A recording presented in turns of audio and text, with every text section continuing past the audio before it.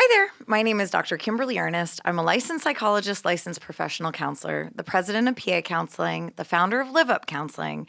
And today on the How to Be Happy Hour, we are going to be talking about all the ways the apps on our phone take us closer to or further away from mental health.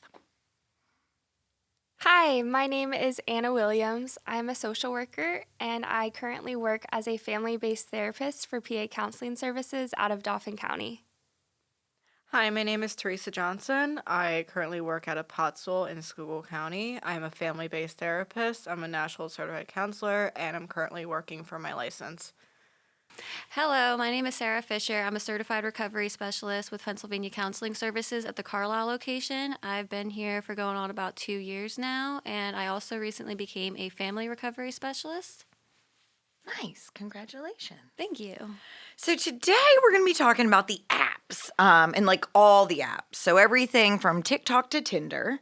And I want to start out by discussing some of the mental health apps that I think are pretty effective at supporting our mental health. I think there's a few. I don't think anything serves as like a replacement for like true therapy.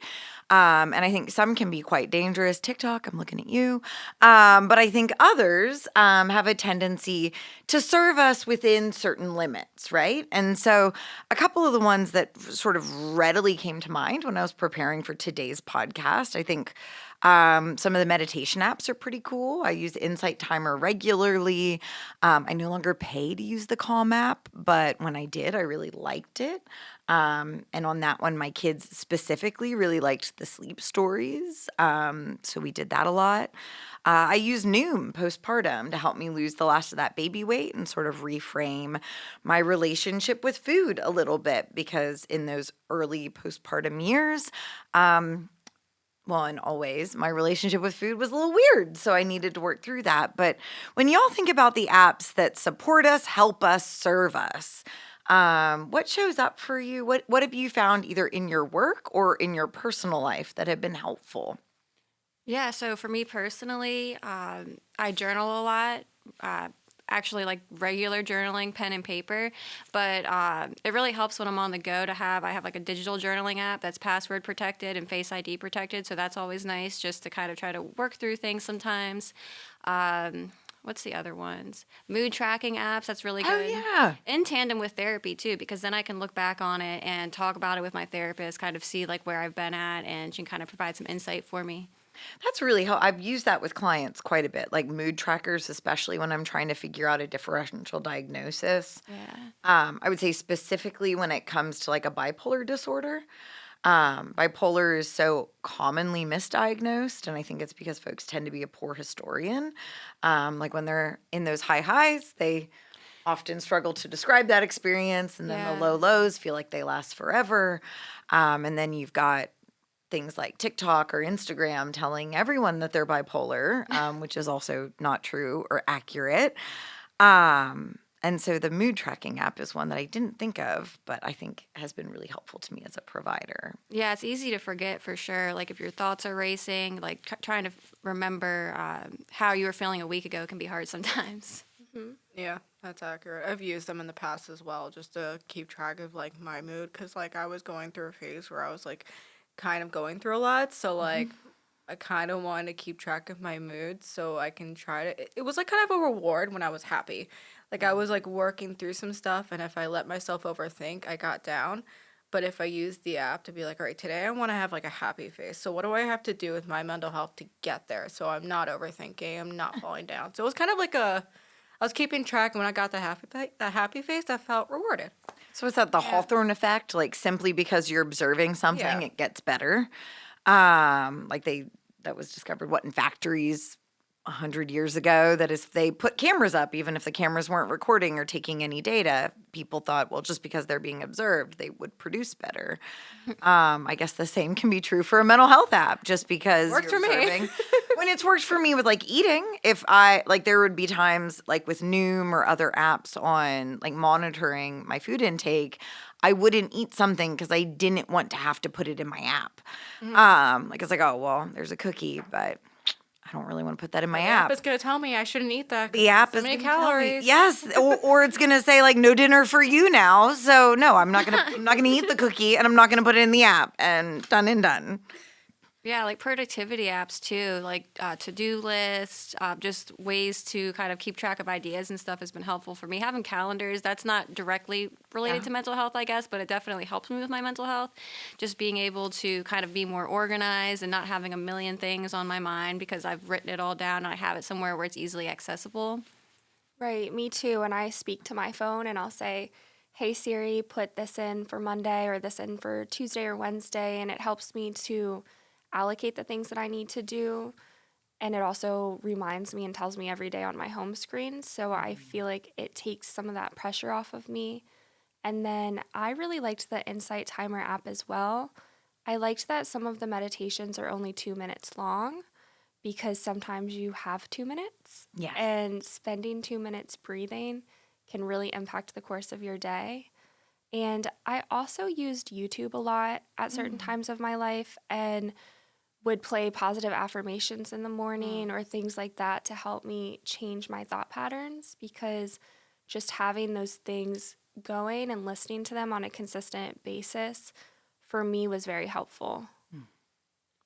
My husband watches a lot of YouTube and uses it for different things. Like he pulls up all kinds of different things. He uses it a lot to like support his healthy eating habits or different expectations surrounding exercise.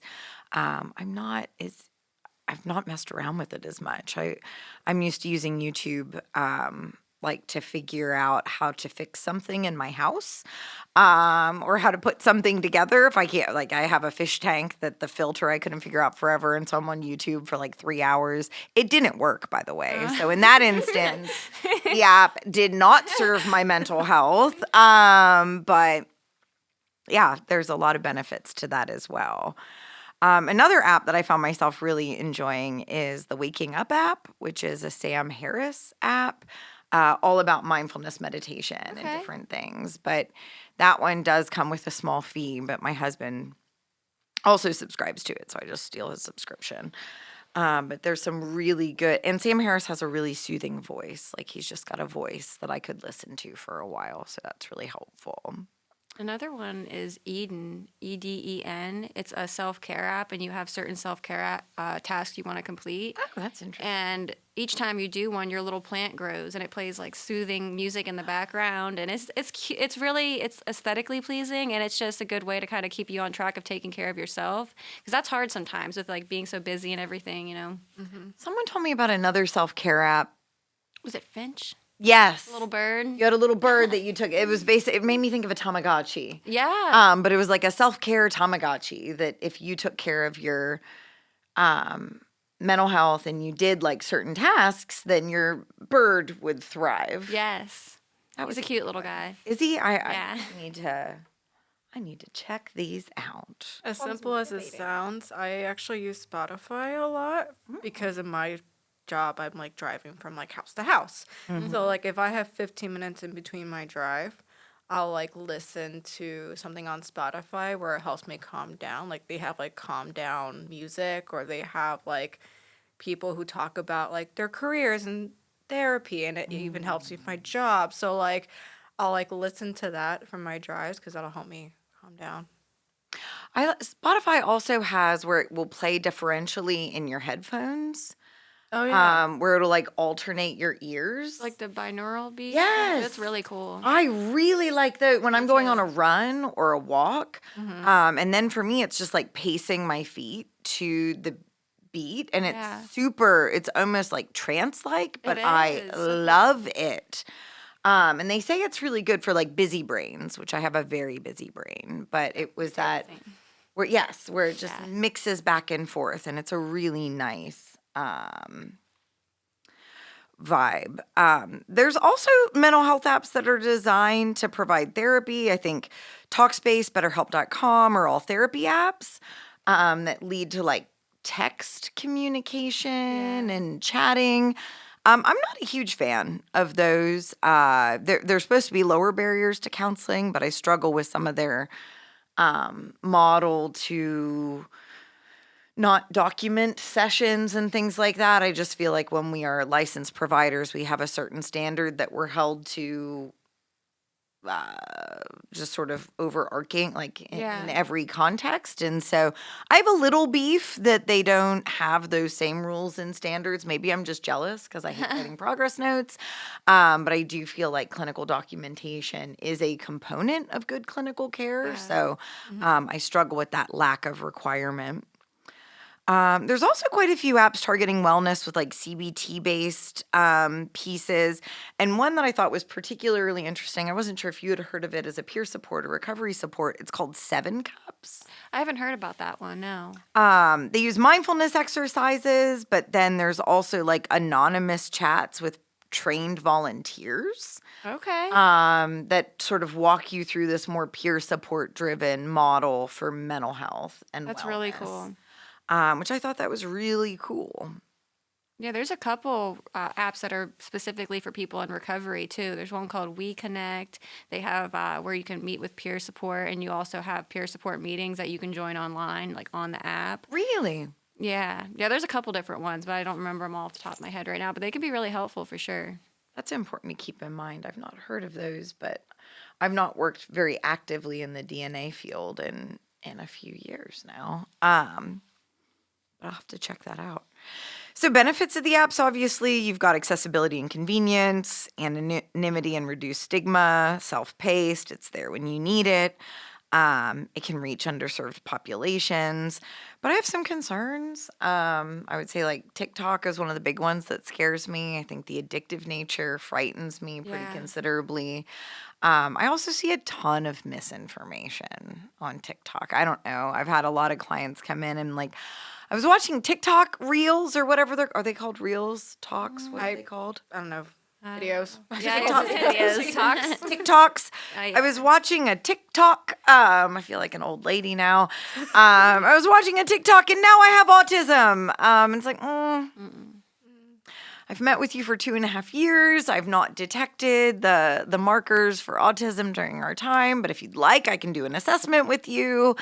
But I am really worried about some of the misinformation. And then how that misinformation almost is picked up as like a flag that individuals wave, like rather than getting a formal diagnosis, rather than meeting with a mental health professional or a medical professional, they buy a supplement thinking that that's going to be the solution, or they follow through on these different beliefs, and that informs other relationships, which scares me. I'm frightened by it. I don't know.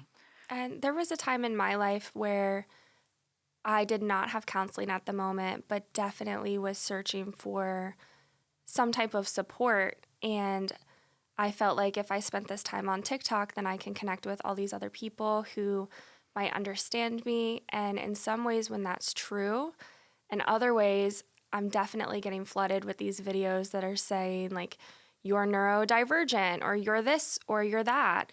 And even videos maybe glorifying coping skills that weren't really great coping skills, or making them look like they're okay, and things like that. And then also just the addictiveness of it, and how it's right there. You can just keep watching it, and really distract yourself from your mind. And even if the goal is to help yourself, in the end, you can be causing more harm. And like you said, spreading a lot of that misinformation. So I definitely have greatly decreased my TikTok use. And while I still enjoy it for things like inspiration, for cooking or clothing or fun things like that, I no longer look for TikTok to be a mental health resource for me, just because of the misinformation that's out there and how anyone can post anything. Yeah. And something can sound really true or believable and actually not be. That's the scary part. There are times where I'm watching and it looks so legitimate. Like I'm watching a TikTok clip or I'm watching a different video, and thinking like, wow, that like this person knows what they're talking about. But then as they start to like go down a rabbit hole, there was a docuseries not that long ago about, oh gosh, what was her name? Teal Swan. And she was like infamous in like the TikTok and Instagram reel, and she became social media famous. With her different, she ended up being quite a bit, very culty, truly, by the end of it. But she had gone through a lot of her own mental health journey, stole different parts and pieces of that, created a really strong online following. But she also believed in regeneration, or what's the word I'm looking for? Like where we respawn, like when we die, we come back again. What am I thinking of? Reincarnation. Yeah. Resurrection, reincarnation. Reincarnation. It starts with an R. Reincarnation, there it is. And so she would tell some people, like, if your suffering is too great, just kill yourself. You'll come back in a different way. Oh my gosh. And numerous people ended up taking their own lives in following her advice. But when you're watching, like, if you ever watch, it's like a 3-part, 4-part docuseries on Netflix. If you're ever watching it, it starts out like the first like 20 or 30 minutes. I'm like, wow, her advice is great. Like, it's like set boundaries with your loved ones, take care of your mental health, move your body, like all these different things. It's like all of that is great advice until the kill yourself part. But if people get in too deep, or they start to like follow you and become like a disciple of Teal Swan, holy cannoli, that can get really dangerous really fast. Yeah, I definitely feel like it can like get you down a rabbit hole. And like if you think like, oh, I have all these behaviors right now, and then you go down this rabbit hole on TikTok and you find all these people saying, well, because if you do this, this, and this, and this, you have this diagnosis. It's like, hold on. None of those things are included in the diagnosis. Yeah, I'm like, slow down, because obviously like this person's not even a licensed professional. No. Right. And a lot of that is like, it's great that people want to speak up about mental health and like talk about their own experience, but that's not everyone else's experience either. That's the difference right there. Sharing their personal experience. Hey, this is what worked for me. This is what's going on. But stating like, this is a fact. This is what you have. If this is going on when they're not a professional, then that's when it becomes dangerous, I think. When we're trained as professionals against self-disclosure, like, we often talk about the use of self-disclosure in sessions, and how like a little bit will take you a very long way, right? And so you don't want to go in and tell them you're forever empty, or all your different struggles, especially current struggles, right? Like, you definitely don't want to share those. But even then, when I'm working with a client that's in or working on recovering from a certain experience, even if I have experienced that experience or find that experience relatable, I don't share my story in those moments, because what worked for me will not necessarily work for like, one of my primary coping skills is playing with my chickens, getting outside, 90s hip hop, Yes. feet in the dirt, sun on my face, cleaning up chicken shit. That's not for everybody. That's for me. That works for me.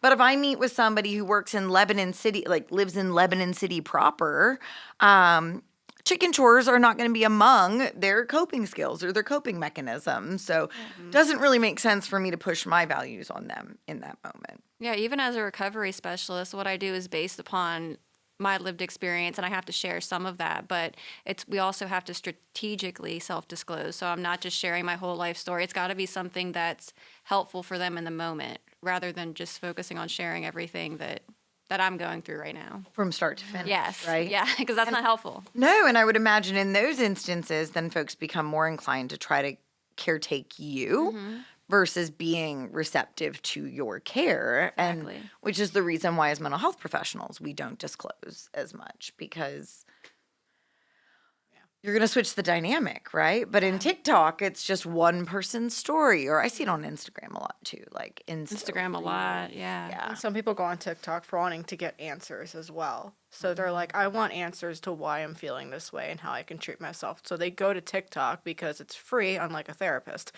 It's right in your hands, it's right in front of you, and you can do it at midnight if you want to. And they do. It's 3 a.m, and they're searching like insomnia tips or whatever. And one of the first tips is get off your phone, put your phone away. And yet, but I mean, it can reach underserved populations. It's free. It's accessible. The challenge is quality control. It's not been formally tested. It leads I mean, I think we've noticed a lot recently how social media can lead to inaccurate or misinformation. It also can delay professional help seeking, and that's part of where I get a little worried is that it holds up the floor until it can no longer hold up the floor, and then everything falls apart. And that maybe seeking professional help when you're at a 7 out of 10 in crisis would be more useful than waiting until you're at a 10 out of 10. But so many of us wait till a 10 out of 10 anyway, long before TikTok existed. So probably shouldn't blame TikTok for that. I think it's also important just to keep in mind that the people posting on TikTok and gaining followings are getting paid for what they post. So saying things that are going to draw attention and get more views and keep people watching for them is a way that they can make money and not necessarily truly to help others. And also our phones are always listening to us. So if like my phone's going to know I'm dealing with this or that, and then as soon as I open the app, it's like, if you're dealing with this, and yeah, so I think at times it's even protective to not get on the phone Oh, yeah. and just protect ourselves from possibly receiving harmful information about the things that we're going through rather than just going through them. Yeah, I mean, being in recovery, I get a lot of content kind of aimed towards that. And one of the things that I've seen is people basically marketing certain supplements to come off of MAT, such as Suboxone and methadone, which can be really dangerous because, I mean, coming off of those kinds of medications, especially without a doctor's supervision, I mean, that can lead to relapse. And if you haven't been taking those drugs for a while, then ultimately overdoses too. When it is always listening. So if it's marketing it to you, it would stand to reason that it's also going to market it to our clients. It's going to market. It's funny. I get a lot of marketed, like very clearly marketed content for pornography addiction because that is one of my professional areas of expertise. But truthfully, like, I have a lot of problems. That's not one of my personal struggles. But I get a lot of different things about, like, well, if you're struggling with pornography addiction, it's like, I'm not. But thank you for proving that. Friday, I did a 8-hour training on working with adolescents with problematic sexual behavior. Pornography and sexting and all those things come up a lot. All weekend, anytime I open social media, it was like, hey, well, if you're struggling with porn addiction, it's like, so It's so you are weird. Been listening. you are listening. Got me again, Zuckerberg. There you are. But which brings me privacy and data security concerns, though. Like, your data is being mined, it is being sold. The videos you watch versus the ones you scroll through. I mean, all of that is cultivating your marketing algorithm Always. in addition to anything else. And my fear is when it gets really unsafe because I also get a lot of supplements marketed to me.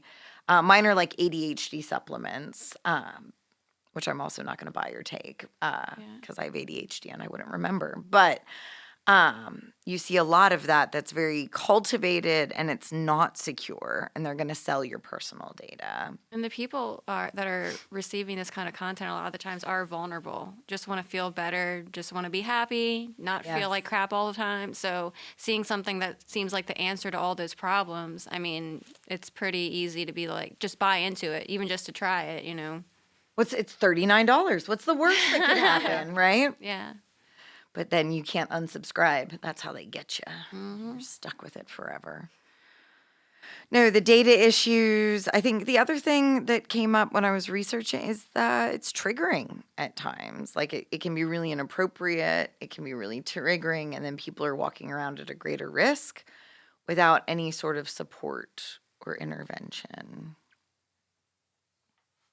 which I worry about. Then there's also a lot of legal and ethical issues as well.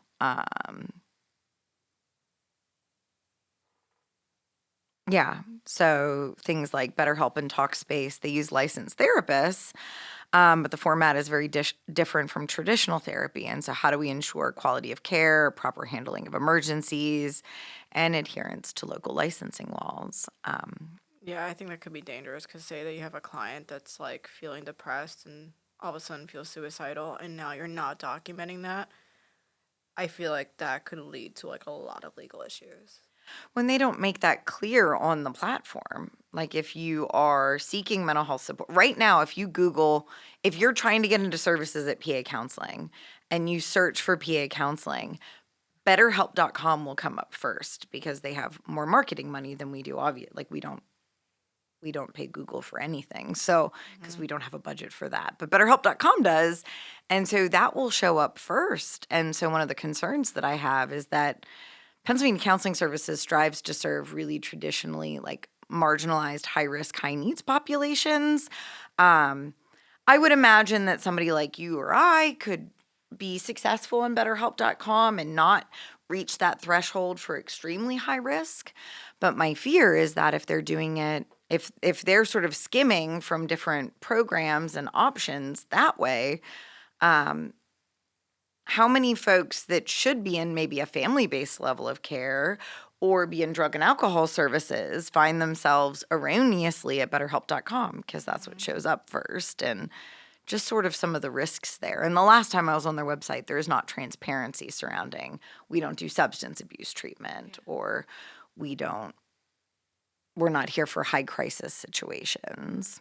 And I mean, if you're a teenager and you're struggling right now with like your mental health and your parents are the type of parents that don't acknowledge mental health, what's easier than to pull up an app on your phone that you might be able to keep that secret comparing to actually going to see someone or having someone come see your family? That's so much easier for Yeah. kids to be like, I'm just gonna pull this up and like keep this a secret from my parents, and that's really scary. We see a lot of that. I mean, even some of the more like legitimized programs like 988, I think has been around now for going on 2 years, which can be like a text-based crisis service.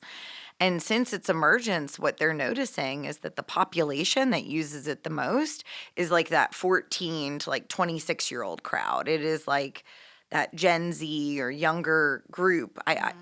I don't know that I would ever have felt comfortable texting somebody about my own suicidality, but like I still pick up the phone and call my doctor's office, like a lot of folks now, especially in those earlier generation or in these newer generations coming into the workforce and into adulthood. Texting is really popular, but even then, we're seeing more national budget cuts to 988. And my guess is we're going to see less responsivity to 988. So my fear is that people were dependent on certain models are no longer going to have access to those same models. And then what? Do they turn to TikTok? I don't think they pick up the phone and get into therapy. So what happens next? It's probably not going to be pretty, honestly. It's probably not going to be pretty. So one of the other things we were going to talk about here today are dating apps and how dating apps influence. I don't know. I like to think that art imitates life and then life imitates TV. Like there's all these different ways in which we influence the dating app culture, and then the dating app culture comes back and influences the broader culture. And for the sake of full disclosure, I've been married too long. So I've never used any of the dating apps. But early on, when I was doing a lot more research in relationships, I would be one of the researchers coupled with Match.com and eHarmony, which are still, I guess, technically around, but just not very heavily utilized. How do y'all think dating apps and their popular features influence our quest for happiness? I feel like there could be positive and negatives. Let's start with the positives. We're a strengths-focused team here. What are the strengths of the dating apps? You can use the app to potentially find someone, either just as a friend. There are apps out there to connection for like professionals. There are also apps out there to connect to for like relationships. So I think it's really helpful that like say you're new to an area, because this is my experience. I was new to an area. I've never moved here before. And I'm like, I want to connect with some people. So I got on Bumble and I made a friend through Bumble, which me and her had a really good connection for a long time. But we unfortunately lost touch when I moved out again. And I also met my fiance on there. So like I got to know a lot of people in the area that I feel like people just don't talk in person anymore. No. So if I go out to a bar and I try to have a conversation with another person, even if it's a girl, they're going to look at me like, So I'm like, I'm just going to move to an app and do it. And it was so much easier to meet new people on an app, which led me to like my fiance and me making a friend. So I think those are the positives of it, is that you get to meet people when you're new to an area. That's interesting. We should have, when we did the friendship podcast, one of the big topics were how do you make friends in adulthood? And at the time, I had no idea that Bumble had a friend-based connection service. So very cool. So one positive, it's an easy way to meet people in 2025 where everyone's too busy looking at their phones to meet people. It does kind of remove the barriers to talking to people in person, but it also makes it easier to not talk to people in person. And I think that's why a lot of us don't. I mean, it's awkward, and it's hard making friends as an adult. Like, it's just really weird. Yeah. Because we're not all in the same classes or the Yeah. same areas that we made friends as children. And it's been a long time since I used a dating app. I did use them briefly when I was younger in college. And I'd say the accessibility is a strength. But I think that each of us as humans, we're seeking genuine, meaningful connection. And because of our society and just the things happening in our world, so many of us are missing that. Yeah. And so I feel like we look for ways to fill that void. And I'm definitely not saying that these apps are bad or that you can't find connection on them. I did make some really cool friends on there. I met roommates on there. And I went on dates with interesting, kind people. But I think in terms of that end goal of what we're all really looking for, the dating apps can potentially be harmful if we're using them just for everything. Like, Good way I to think start. it's so important that we learn how to still stay in connection, because I think in our society we're all just getting further and further apart and talking less and less, and it's hurting us individually. Yeah, definitely.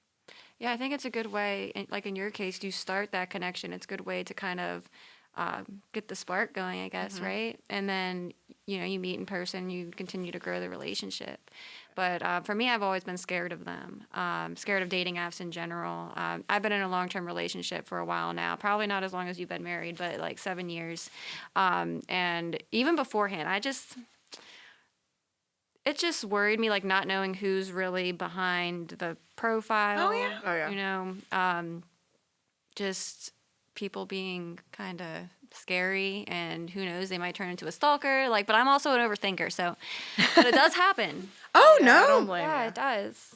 That was one of the things as I was researching for today. They said that there is a unprecedentedly high level of violence on certain types of apps, like harassment and safety issues. Specifically, they said it seems to be most heavily targeted towards LGBTQ based apps designed to seek same-sex or queer connections. But what they sort of indicated is that folks are using that as an opportunity to engage in stalking, assaultive behaviors, and in sort of the best case scenarios, verbally assaultive behaviors. Now, I don't think that that's the rule. That's more of the Yeah. exception.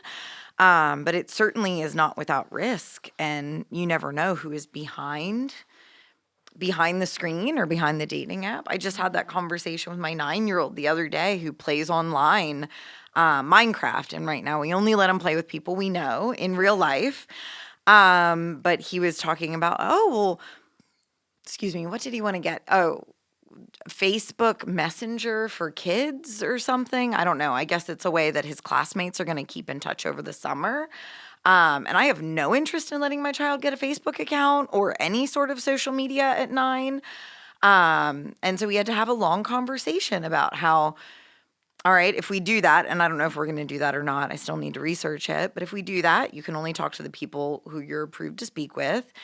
And there are going to be people on the internet who are not who they say they are. And he's like, well, Mom, I would never talk to an adult on the internet. I was like, but do you know that there could be an adult pretending to be a kid? And there are. Mind blown. Yeah. He was like, what do you mean adults would pretend to be There are kids some on the internet? creepy hella people. Yes, and to what? Mommy's met a lot of them.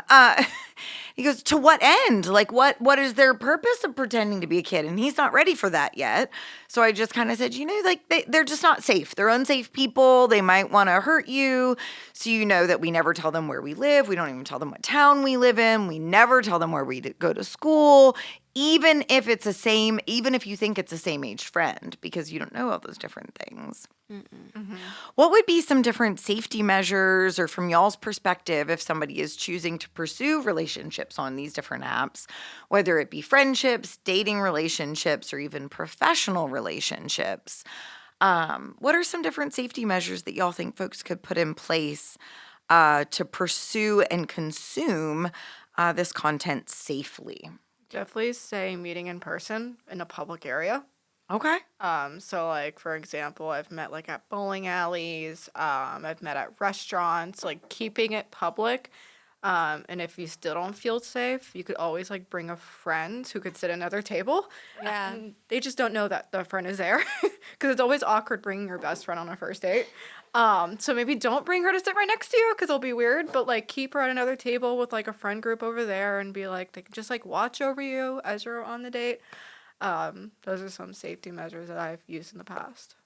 Yeah, that's a good idea. And even if you don't bring her with you, just letting her know where you are, sharing your location too. So, in case you get kidnapped, they can see where you're going.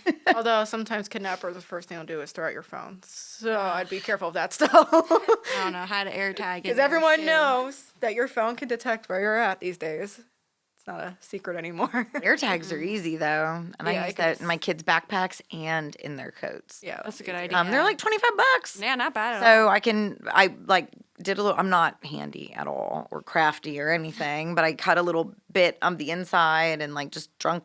I didn't want my kid to find it and lose it or Yep. swallow it or something, so I sewed it into the coat. Good. Yeah. That's So you can sew it into the coat, and on their air tag, it's just in like a little case. That one's pretty obvious, like hanging. But in my head, it's like, well, you'll get rid of the backpack, but you'll keep the coat.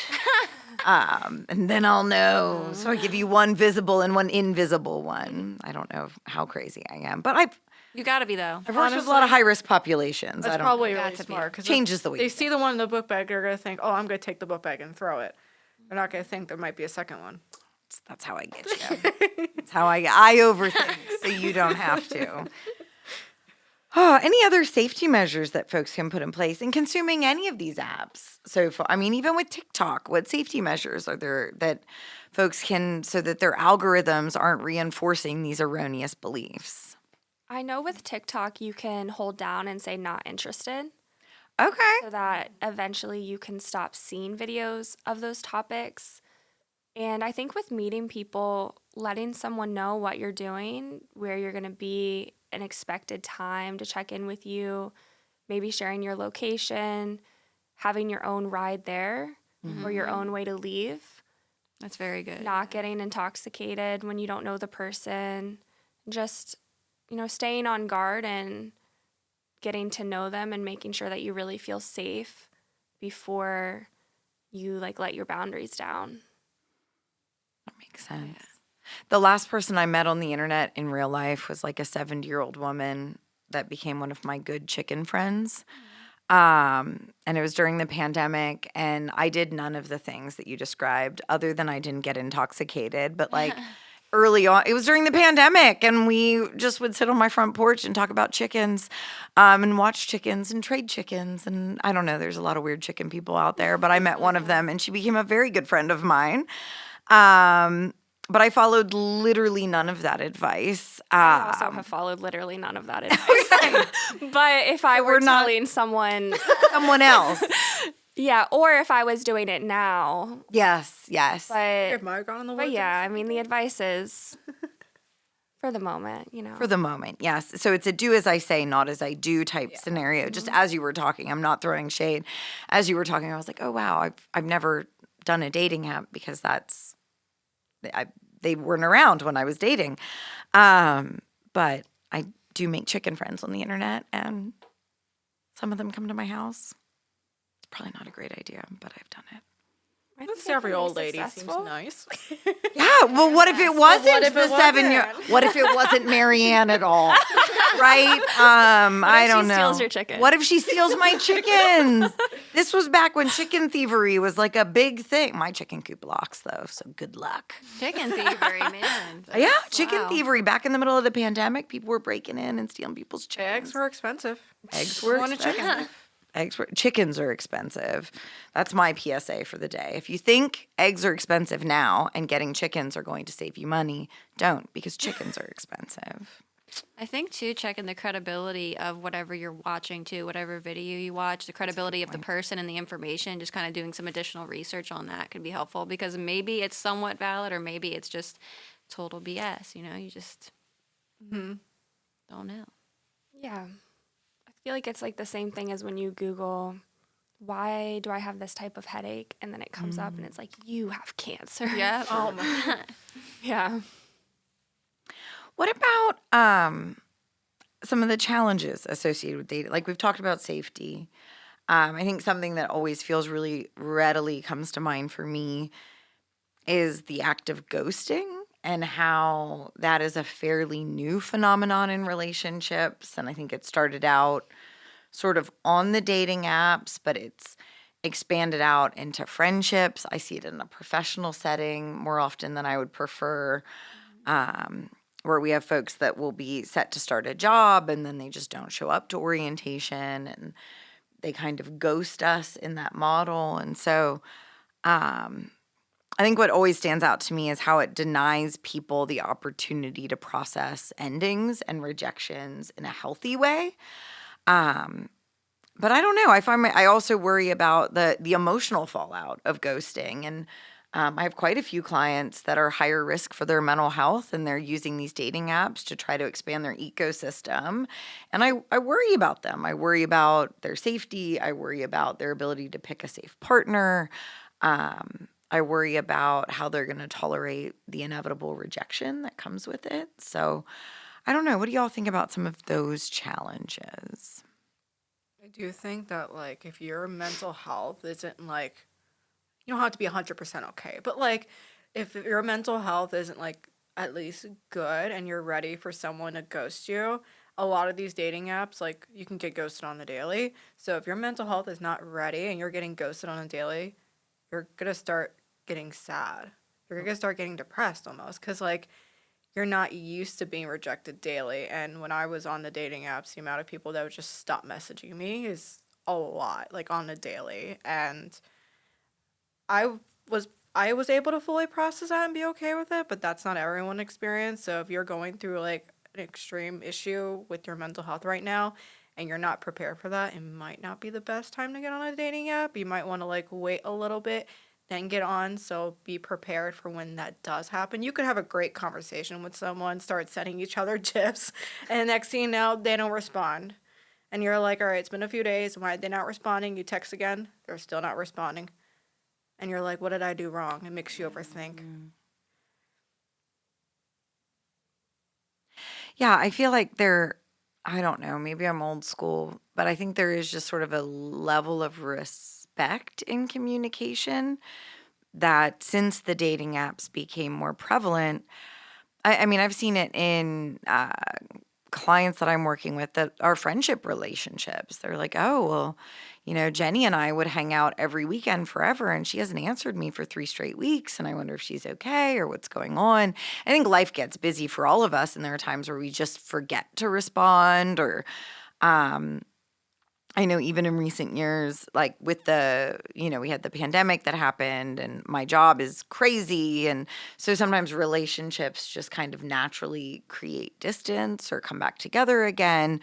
But I don't know. I also think that it robs us of the opportunity to say like, hey, you said that thing and it landed really hard with me.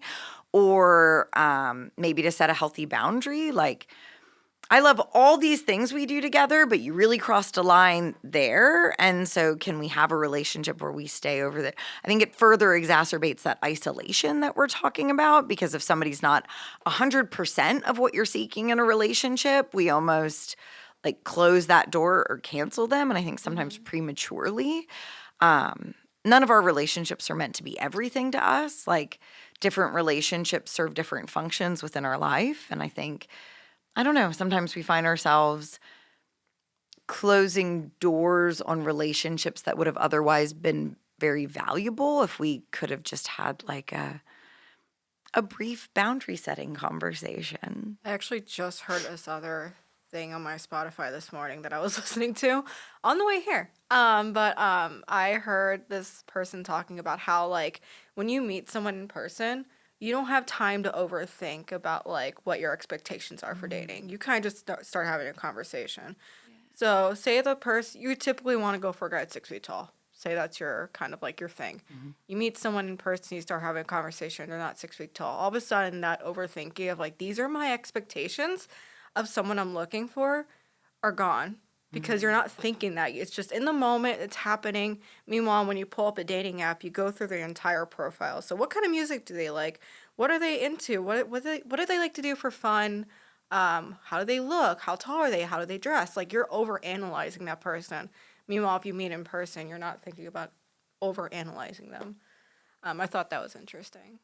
Well, most of the dating apps are pretty heavy on superficiality, right? I mean, it's all about the physical. Or the only app I know that still exists with regularity is the OK Cupid, right? Is that the one where they actually like try to match you on different points and different similarities? But otherwise, just about every single one is focused on appearance first, and then Yeah. pretty And all the superficial. information, like their Spotify account could be attached to their profile. 'Cause Oh. Bumble was doing that. I could see what people were listening to. And if I saw like, I don't know, like today's rap, I'd be like, I don't know about that one. That's not my taste of music. But I wouldn't know that about a person if I just met them in person Right. for the first time. And I think that one of the best parts of our relationships is the differences that we have. And if we're choosing whether or not we're going to get to know someone based upon how much they're like us, instead of just getting to know them for who they are and seeing how those differences even build us and teach us things, I feel like we're missing out on so much. And then, like you're saying about the ghosting too, I was a professional ghoster when I was younger, but I've really learned to value just honest, respectful communication.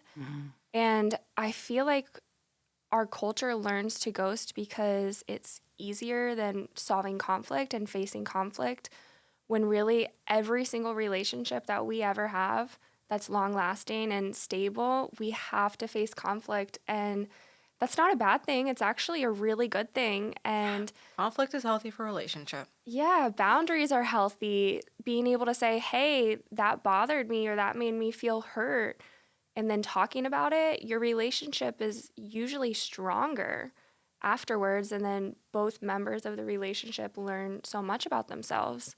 So I feel like that conflict and the not ghosting, or even with a job, being able to say, hey, this isn't the right fit for me, I'm not going to come, so much better than just not coming. Yeah. Shows respect for that other party involved and respect for yourself too.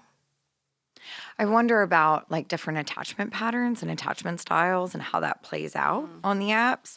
Because even as you were talking, I was like, oh shit, I probably would have been a ghoster. Because I've healed a lot in adulthood and through my current marriage and current relationship. But I absolutely could have seen myself because that was me in real relationships. Now I would tell you, because ghosting was not a thing then, and they knew where I lived, so they would just show up or whatever. Like, we didn't have phone. I don't know. I'm old. I don't know. Anyway, You had a phone. you did, but it wasn't the same. Like, it was a Palm Pilot. It was a flip phone. It was not the same. It wasn't the internet. It wasn't the internet. Like, if I wanted to know where you were, I couldn't pick up your TikTok or find you on Find a Friend or, any of those things. I remember when people used to like start checking in at places, and I was like, that feels dangerous. I'm not doing any of that. So, but I digress. My attachment style, I think, would have led me to much more ghosting. I think there would have been many instances where the first sign of trouble, the first sign of distress, I'm out. And I think if I had had that opportunity, even in my current relationship, um, I would have robbed myself of like a beautiful that like I have a great marriage. I'm very happy in my marriage. It's not perfect. We've had our challenges, we've had our setbacks. And I think it's that stick to itiveness that's what's made our marriage invaluable versus if had been on a dating app where a couple dates in, I'd be like, I don't know, and swipe and on to the next thing. I think also the accessibility serves as both a pro and a con. Because I think what's the long running joke? The best way to get over someone is to get under another. On the dating apps, you can swipe and you're on to the next thing, and there's not much motivation to stick with something that's challenging. And I'm not saying like zoom past every red flag and ignore them. But the very first pink flag also isn't like a sign to bolt. It might be a sign that you need to look at something in you, which was a big part of my journey and in my own marriage. Like I'm a better person to be married to now because I worked through some of those different things. I was a fucking piece of work when we started, but we stuck it out. We figured it out, right? Right. And I feel like we're losing those values of loyalty and commitment in a way with these apps because I feel like they send this message of there's always another option rather than I'm committed and I'm going to stick with this and I'm going to persevere even through friendships or serious relationships or jobs rather than sticking with something because everything that we face is eventually going to come with a setback or a challenge and an opportunity to persevere and overcome. And if we see everything as replaceable, then I feel like we lose that really valuable part of things. Yeah, on Bumble, they had like that section that when you slide over, it was all these different people that you've contacted. And to say that you weren't feeling someone all of a sudden, you decided to ghost them, they just go to the bottom of the screen and then here's another person that slides up and you haven't messaged them in 2 days. Maybe you should hit them up. But you can like just, and I think that's like, it was good in some aspects, but it's also kind of unhealthy because then like, you were just like, oh, I can just ghost that person. I have another message here I need to answer. So start having that mindset. Yeah. Well, but it's focused more on like the quick impression and not the deeper qualities in a lot of those environments, right? Like it's based on your Spotify account or and I was laughing when like my husband and I listen to such different music. Like we can get down with some of the same things because we grew up in the same generation, but like right now I'm listening to a new hip hop artist that he's like, I don't know, Kim, that's not for me. And he is in his like funky jazz guitar era, which is great, but I can't just listen to while I'm driving. So even something like super, now I probably I couldn't marry someone who listens to a lot of country. I think that would have like killed me. But outside of that, I was looking for. that's what you were looking for. That's what I'm looking against. Other than that, yeah, so maybe it does have some pieces there. I also think there are people that are going to gamify it though. I think there are people that almost make it a contest, like a popularity contest, or how many different people can I be talking to at a time? Yeah. And that they seek a lot of external validation through these different things. And then I see a lot of risk with that as well, because while external validation is great, I guess, in the short term, I think it's very easy to develop a dependency on it and just like we can for anything that's like those quick dopamine hits, develop a dependency on those more quick dopamine filling activities like watching reels or eating junk food or spending money, right? Gambling. There's lots of different quick dopamine hits we reach for. But I think like the likes and swipes and comments and messages and all those different things may take priority over real deep relationships. Yeah, I had like friends in college that were like, I have 10 guys on my roster. And I'm like, pick one. Can make it more difficult to enjoy the normal everyday things too that would be enjoyable, just like with being addicted to substances. If you're addicted to any, like you have any behavioral addictions, that also is going to affect your brain over time and not be able to just, like actually enjoy regular everyday normal things. That makes a lot of sense. Yeah. Yeah, I just find myself wondering how many how many matches did I get? And then it becomes all about like almost a competition for matches.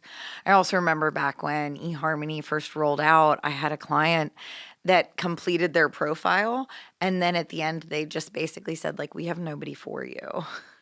And that was such a heavy, like we spent probably like 5 to 6 sessions on that. Like they weren't rejected by a person, they were rejected by a platform. And they basically said, I answered all these things honestly. Like this is who I am. And they're basically saying like in our sea of humans that are looking to date in your area, you're not a fit for any of them. And they touted themselves as this like evidence-based, research-driven, like the science of connection, basically. And I remember just sitting with my client as like she just wept because she had spent like 6 hours, like she wasn't rejected for her physical, she was rejected for what's on the inside. That's even worse. I didn't know that was an option. Yeah, that's Yeah. terrible. But at least it was back. I mean, this is a long time ago now. I can think of the house that I was in when I got the email from her saying, I need to schedule an earlier appointment, please.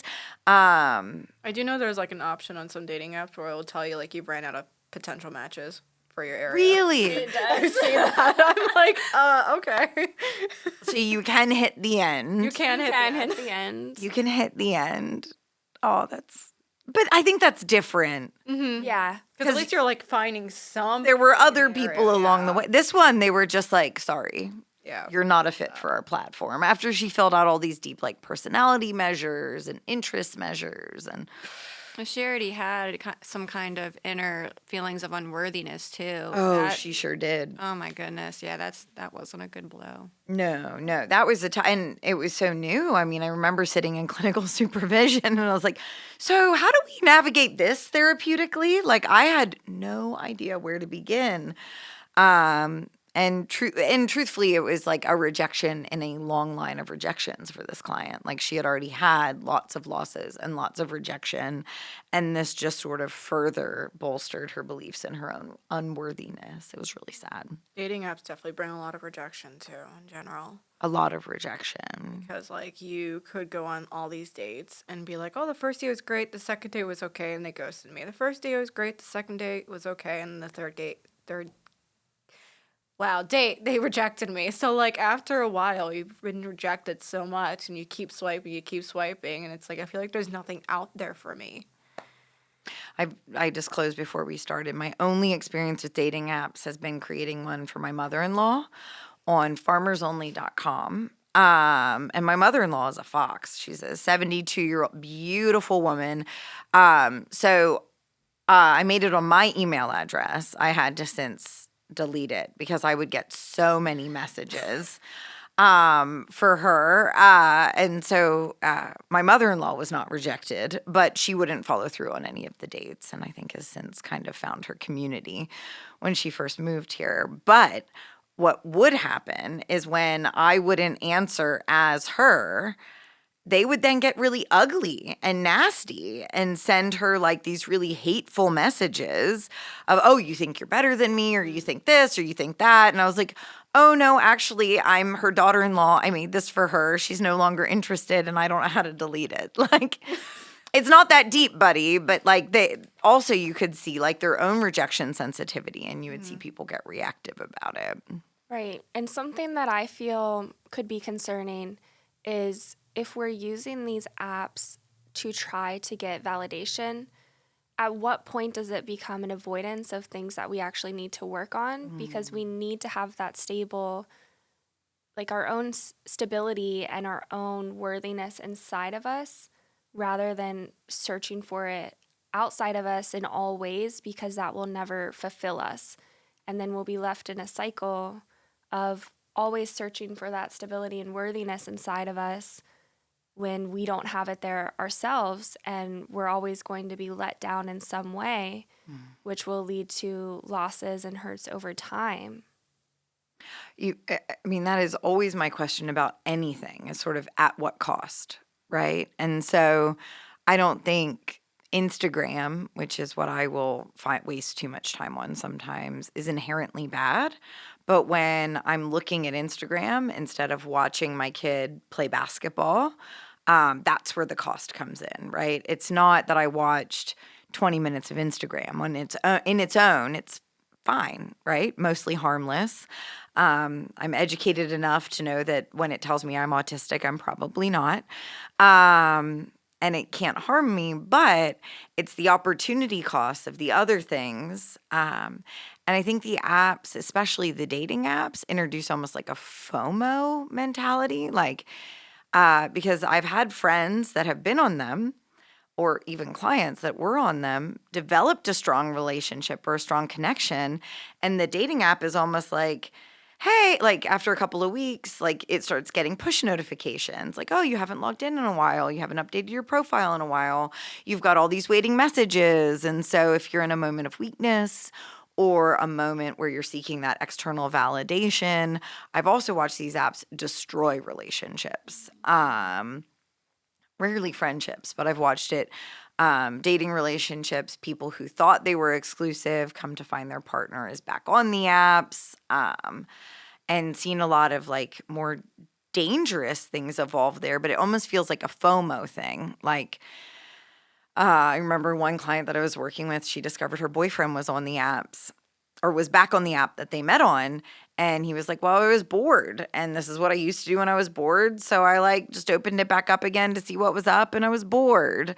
And I don't know if that's a safe, I wouldn't personally find that to be safe for a closed romantic relationship. I definitely think like a healthy way, like when you start dating, is to sit down together and be like, we're gonna delete this app right now together. Because if we're ready to get into a relationship, unlike TikTok or Instagram, you can go on there and get bored and just do all these things. But a dating app is a dating app, and at the end of the day, it's for dating. So if you're going back on there in your relationship, to me, I don't know, that's personally me, but I think that's almost like clients of a cheater. Yeah. So definitely like sitting down together and being like, we're going to delete this together and never go back on because we're ready here for a relationship now. And I think a lot of what dating apps are is also like people like trying to, how do I put this? Like people who are trying to find relationships when they're not ready. And I think that's a lot of happens on dating apps too, is that people are like, I'm ready for a relationship. I'm picking up my phone. But they're not mentally actually ready for it. So now they're putting themselves out there and other people for a relationship when they're not fully ready for that. No one needs to be 100% ready for a relationship, but you at least kind of have to have an idea of like, this is me and this is the future I want. Now I want to bring someone in with that. And there's not a lot of transparency on the apps about what each person is seeking. I guess there can be transparency. I think there is like on one Bumble or something where like it tells you if you're looking for that one time or if you're looking for to have someone for a relationship, like you can actually pick that out. I think that's Bumble. I think. I'm not sure. But one of those apps allow you to to click like I'm looking for a one night stand. Or I'm looking for someone for a long time Something more relationship. serious. So when you're on there and you kind of see both of them, you're like, all right, well, if I'm not looking for that and I'm looking for a relationship, this is the kind of person I'm going to be trying to look for that have this in their profile stated. So that's helpful because that's if you're looking for that, you don't want to swipe on someone and then all of a sudden you're on a date with someone they only want for a one night stand. You're mentally not in the same Not the same spot. Not the same spot. So one of the things we do here at the How to Be Happy Hour is that we open up ourselves to questions. If you have a question that you'd like to submit for an upcoming podcast, you can do that at kim@howtobehappyhour.com. I'm trying to think about what our upcoming topics are. We have one coming up on the clinical supervision relationship. We have one on the therapist-client relationship from the perspective of the client. So I think that'll be a great one as well. Further topics, we have one about doing drug and alcohol therapy. We have one about doing forensic therapy coming up, and then we're going to do one on cousins and one on grandparents. So lots of great topics down the road. But one of the questions that were submitted for today is how can we use boundaries in social media or boundaries on the dating apps or any of these apps? How can we use different boundaries to support healthy, genuine connections?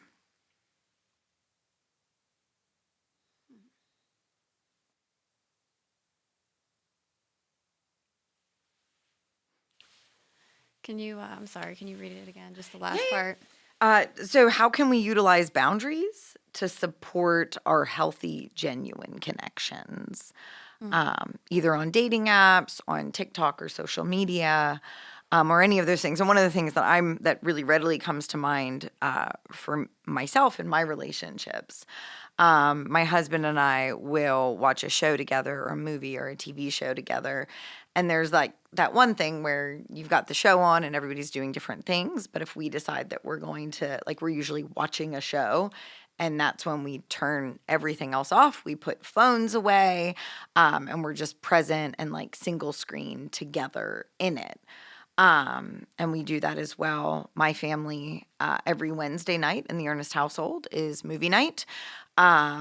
It is myself, my husband, and both of our kids. There are no phones. There are no screens.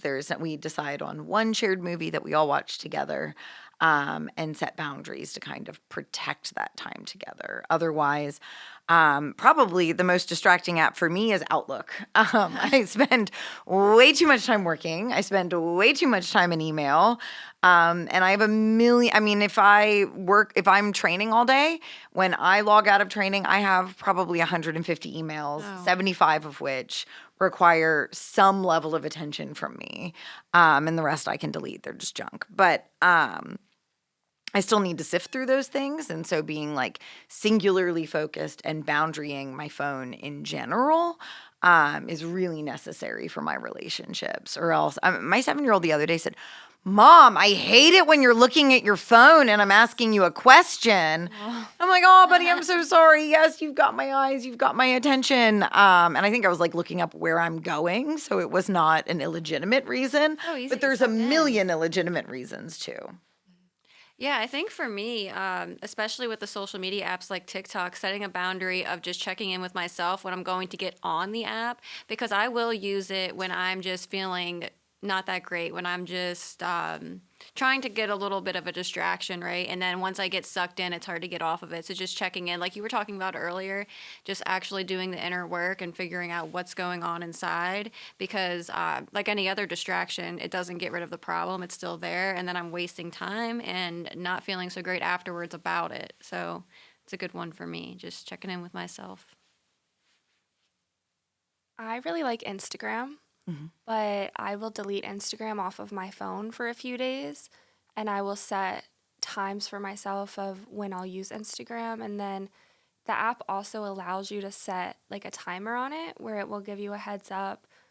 You can choose, I have it set for 30 minutes a day. So when I've been on it for 25 minutes, it will say, hey, you have 5 minutes left. And then when I hit 30 minutes, you don't have to get off. It doesn't make you, but it will say, hey, you hit your 30 minutes. I know there's also apps you can pay for. I just don't want to, but They do those exist. could be very helpful because they can help you manage more apps. With TikTok, I just don't want to get on it as much anymore just because of all the things I've seen. But I know that one, if you delete it, you might not get it back. So that's why I don't delete TikTok like I delete Instagram off of my phone, because when TikTok got banned, there were some issues where you couldn't get it on your phone again. Yeah, those are some things that help me just personally. And also the same thing that you were saying, when you're choosing to spend time with people, if you're on your phone, it really can feel hurtful. It feels like your phone is more important than that relationship. And children are so attuned to that. And when I used to be a nanny, if my eyes weren't on them in certain moments, they would feel hurt. And I would understand, because I would feel hurt if someone I really care about, I'm like trying to tell them about my day and they're looking at their phone. So I think being aware of that for ourselves and being intentional about that in our relationships is something that really matters now. Yeah. I am a scroller. I'm really bad at just sitting there for like an hour just scrolling. So for me personally, my boundaries has just been delete everything. And the only thing I have is Facebook. And that's because I like Facebook Marketplace to look at all the random things that people are putting in their yards. I love Facebook Marketplace just to look at the things people Yeah. own. It's Just to look at what people bizarre. own. And I'm like, "Ah, I don't really need a desk, but that's really cute. I haven't brought anything. I'm good. But I still have Facebook Marketplace and I use Facebook sometimes for videos. But even then, like if I sit there for more than like 10 minutes, my fiance is like, Teresa, what are you doing? I'm like, hey, you caught me. So you like help me catch Foiled again. myself from scrolling on my phone upon minutes and minutes. So I try not to allow myself, or I nudge him and be like, hey, can you help me? That's really funny. I purchased not that long ago. It's something called a brick, and it's like a physical device. It's like how you can like double click and your phone becomes tappable to things. Basically, I was able to set up the rules for my brick, and then I keep it at home. And if I tap my phone to it before I leave, it locks all the apps I want it to lock. And it basically turns a smartphone into a dumb phone. And there's no password I can use. Like there's no workaround. Because the problem with like the built-in options is like they're just suggestions. I need a hard and fast rule. I need to be saved from myself. And what the brick does is I'll tap my phone to it before I leave. It's actually at home on my desk. My phone, none of my apps will work. And some of my like my Audible app works, my music apps work, my text messaging works, my like things that I want to work will continue to work. My maps work, or else I would never get anywhere. But I can tap my phone to it. It locks down Facebook, Instagram, Pinterest, any of those time sucky apps. And they won't work again until I tap it again when I get home today. And so it's like that physical reminder, which has been really helpful. I've also seen a lot of folks are moving towards the dumb phones again. So, especially like kids and adolescents, there's like a contingent of adolescents that say smartphones are ruining everybody. And so they have like little flip phones everywhere they go. I just want to see like the old Nokia from the 90s come back. Like that's the dream for me. I like that full keyboard one that would flip out like this. Oh, yeah, I I liked like that one. I want one of those again. I had a Palm Pilot as well. Okay. The Palm Pilot was a delight, but If they made an iPhone, and I know we're talking about getting away from smartphones, but if they made an iPhone with one of those, like that would be the slidey physical keyboard, Yes. Oh, I'd be buying that. That would be Just 'cause I best wanna, like- everything. the physical keyboard. It feels good to like click, It does. ASMR. Last question before we wrap here today is in what situations would a self-help app be useful in addition to therapy or recovery support or things like that? And when might it be counterproductive? I think working through certain issues, it really depends on what it is, but I do have an AI life coach type thing. And obviously, AI isn't always foolproof, so you don't want to take everything just at face value. But it is helpful for me if I'm just going through a hard time and my own thoughts are kind of just eating me alive. Just need to kind of work through things. Give me a good template for that, basically. But yeah, it can become counterproductive when you're just, like I said, taking it like that's the only advice you really need to look for and not using it in addition to, but instead of, basically. I've used it quite a bit for evidence-based practices. So like dialectical behavior therapy has quite a few different apps that allows you to like track your homework, allows you to like DBT is very skills driven. So it has a bunch of different like mindfulness recordings on it, but then it also has like the difference because all their skills are algorithms like Dear Man or it's the big one, or so it will have those different pieces, and then you can remember what the different algorithms are. I've also used it for cognitive processing therapy for homework, because a big part of that particular app or a big part of that treatment modality is the homework. And I've seen that the VA, it's the Veterans Administration, has made a bunch of different EBP-based apps that I've used with clients pretty effectively. And really like it for that reason. I would say when it would be counterproductive is when it's a complete stand-in. Like my husband loves AI. He's a programmer. He uses it for work all the time. And he's used it for, who was it? It was Martin Seligman, who is like famous for his beliefs about positive psychology and some of his different treatment modalities. He put all of his books into an AI generator, and then you could chat with it as if you were getting therapy from Martin Seligman. I think that's the one. Is that Better Up? I don't remember what he called it. That might be it. I think that's the one I use. I'm pretty sure. That might be it though. Yes, better. It's really cool. Yeah. Yeah. And he demoed it at the time, and I thought it was incredible, and the advice was great. And I am a firm believer that a fairly large percentage of our suffering is tied to our interpersonal relationships. And I think working on yourself through an app in the absence of an interpersonal relationship will not allow us to attain all the skills that we need to obtain. I think the crux of therapeutic growth is the therapeutic relationship.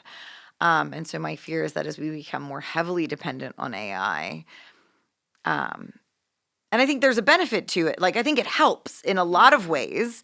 But I still don't believe that it can be a full stand-in for a true personal connection. Well, because it could lead to more of that isolation too, for sure. And that's not, I mean, yeah, they say, who was it that talks about addiction and recovery? Gabor Mate. Yes. Oh, all about his yes. Yeah, just that addiction is not just, dependence on drugs and alcohol. It's the absence of connection with other people. And that's a huge problem for, everybody in the world. We're just super disconnected right now. But Yeah, I definitely think that all humans, all of us humans, are naturally wanting a connection somehow. Even the most introverted person wants to have a connection with someone. just might be a little scared of it. They might be a little scared, but at the same time, they're gonna want to do that. So if we're just moving to this world of AI and we don't have any real therapy in person anymore, I'm scared that we're all just gonna become isolated all the time. Hermits.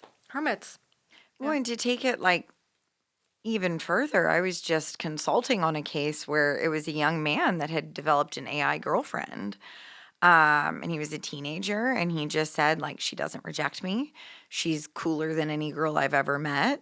And this is the best, most affirming relationship I've ever had. The perfect wife. The perfect wife is on my computer. And I know they make movies about, wasn't Joaquin Phoenix made one not that long ago, and there's another one. That's more Megan Fox, I think, where she was a servant, and then she was hitting on the dad. I don't know. It was weird. Oh wait, I've seen that. That was creepy. It was really creepy. It's even in SpongeBob, Plankton's computer girlfriend. Yeah. Oh my god. That's great. I was thinking about SpongeBob and I couldn't think of why I was thinking about it. That's why. Plankton's computer girl. Well, this young man had an AI girlfriend, and when she's trying to help him talk about healthy relationships, and he had some problematic sexual behavior, so we talk about things like consent and all these different things, and he's like, well, I don't need consent with my robot girlfriend. And it's there are long-term implications to this. I can't even begin to predict where this story's going. So I agree with you, Teresa. I think that we are so heavily focused on sometimes the things that we shouldn't be focused on, and those real human connections are what keeps us safe. What about the one, wasn't there a movie where a man, he had a doll as a girlfriend, and it was he really thought it was a real woman. And in this case, it's a robot, right? But in this case, it was a doll, and his whole family kind of had to go along with it, I'm pretty sure. It was a popular movie. I don't remember what it was called, though. It wasn't her with Joaquin Phoenix and Scarlett Johansson was one Maybe of them. Maybe it was. There's also Ex Machina, which is different. And truly, they've been working on sex dolls like it was the cure for cancer. If you Google some of that, if you have enough money, you can buy yourself a very beautiful robot. And I still contend that there are some pretty big downsides to that. And I think the disconnection, the isolation. And conflict is good. Conflict is good. It's healthy to have some conflict in a relationship. If everything is perfect, At some point, it's gonna fall apart. When if everybody co-signs you all the Something's time, gonna happen. yes, if you have an AI girlfriend that everything you say, they're like, that's brilliant. I love that about you.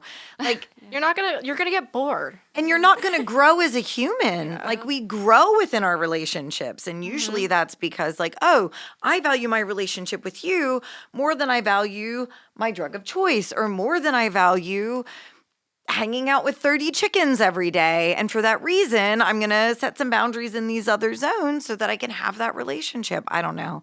I just think like a blank check relationship that AI looks like is. I just had like this robot in my head bringing a guy a beer while he's sitting down. Like, here. That's what I just thought of. And that's what this young man was saying. He's like, well, I don't need to learn consent because there is no consent with my AI girlfriend. It's like, well, but maybe someday you're going to want a real girlfriend that you can touch. And then these concepts become abundantly salient. So my big fear with the apps and everything is how they harm human connection, genuine human connection. Anything left unsaid before we wrap here today? About the CBT and DBT apps. Yeah.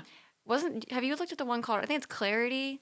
I used that one for a little bit. I think it ended up being paid, but it was really cool. It kind of reminded me I want to check it out again. Check that out. But it was really helpful for sure. I actually use Pinterest, which is kind of controversial because like you can just land on any website when you're looking it up. But I make sure it's somewhat looks legit. Yeah. But I use a lot of that with my own clients. Like if I'm like, I want to do like a worksheet with my client on DBT or something, I'll like pull it up on my Pinterest. And it's also very therapeutic for me because I watch chicken videos and videos on cows. So like it helps me calm down when I'm having a bad day to like watch videos like that and get ideas because I like to be creative and crafty. So that's one of the things I use. I know it's not really. Pinterest is like, that's a coping skill for me, seriously, because you're basically like kind of, you can plan, organize, and I don't know, your feed definitely. I like Pinterest out. Pinterest is whatever the plural or the possessive form for Pinterest is. I like their algorithm a little better because, I don't know, it just seems like I'm getting things that are actually tailored to me and the things that I'm actually interested in rather than just content that's filling my mind up with junk.